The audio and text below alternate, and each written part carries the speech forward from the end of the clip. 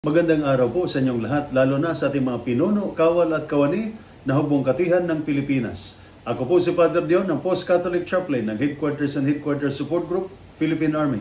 At ito po ang salita ng Diyos, ang ating gabay. Ngayon po ay June 8, 2025 at ginugunita po natin ang Pentecost Sunday. Ngayong linggo ng Pentecostes, ipinaalala sa atin ni Jesus ang kahalagahan ng Espiritu Santo, ang kanyang mismong hininga na nagbibigay lakas sa ating loob, kaliwanagan sa isip, at kapayapaan sa puso. Sa ating ebanghelyo sa araw na ito, pumasok si Jesus sa silid ng mga takot na alagad at sinabi, "Kapayapaan ang sumainyo."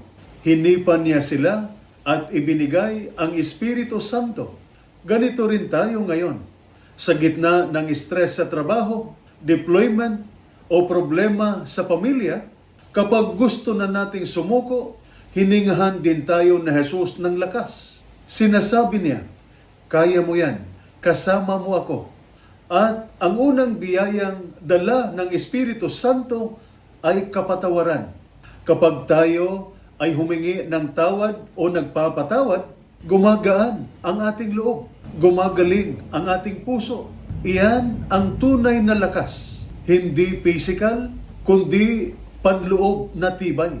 Mental, moral, at spiritual. Ngayong Pentecostes, huminga tayo ng malalim. Ipagkatiwala natin ang ating takot, guilt, at bigat sa Panginoon. Dahil sa bawat hininga, may pag-asa.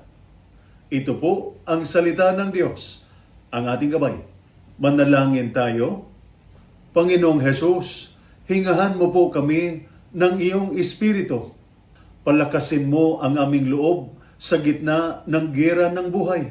Patawarin mo kami at turuan kaming magpatawad. Bigyan mo kami ng tahimik na isip, matatag na puso at panibagong sigla upang magpatuloy kami sa paglilingkod. Kapayapaan ang sumainyo. Amen. At sumainyo ang pagpapala ng makapangyarihang Diyos, Ama, Anak, at Espiritu Santo. Amen.